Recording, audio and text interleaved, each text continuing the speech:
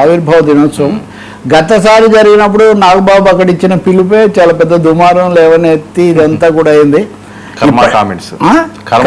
కర్మ వదిలిపెట్టదు ఇవన్నీ అనడం, సో కర్మ దానేమో వర్మకు అన్వయించడం ఇదంతా జరిగింది. దానికి తగినట్టే కొన్ని ఘటనలు కూడా జరిగాయి. సో బహుశా ఇప్పుడు పవన్ కళ్యాణ్ చెప్పిన కారణం మటుకు ఎండలు ఎక్కువగా ఉన్నాయి. హోంమంత్రి కూడా ప్రకటన చేశారు దానికి తగినట్టు ఎండలు పెరగబోతున్నాయి అనిత. సో ఎండలు ఎక్కువగా ఉన్నాయి కాబట్టి అందరినీ ఒక చోటికి చేర్చడం కాదు, ఎక్కడికక్కడ మేము స్థానికంగా దీన్ని చేసి ప్రజలకు దగ్గర అవుతాం అలా ఇలా పిలిపించారు. కానీ ఖచ్చితంగా రద్దులో కూడా సంకేతాలు అయితే కనిపిస్తాయి. అంటే ఈ వేడి చాలా ఎక్కువగా ఉంది, రాజకీయ వేడి ఎక్కువగా ఉంది, ఎండ వేడి సంగతి ఎలా ఉన్నాయి. ఈ రాజకీయ వేడిలో కనుక పెద్ద సమీకరణ జరిపితే జన సైనికుల యొక్క ఎక్స్పెక్టేషన్స్, వాళ్ళ ఆశాభావాలు, వాళ్ళ ఆశాభంగాలు వీటన్నిటిని తట్టుకోవడం కొంచెం కష్టం. కాబట్టి కొంచెం గ్యాప్ తీసుకోవడం మంచిది అని సేనాని భావించి ఉండాలి.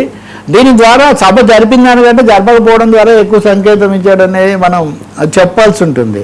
ఎందుకంటే 2-3 వార్తలు వస్తున్నాయి మనకు. ఇప్పుడు ఇందాక నేను ఇక్కడికి వచ్చేటప్పుడు చూస్తే అనంతపురం జిల్లాలో విష్ణువర్ధన్ రెడ్డి బీజేపీ నాయకుడు అక్కడ తిరణాలు జరుగుతుందంటే ప్రతిసారి ఆయన ఉంటారట. ఈసారి ఆయన రానివ్వలేదు. ఆయన ఏదో నిరసన జరిగితే ఆయన గృహ నిర్బంధం చేశారు.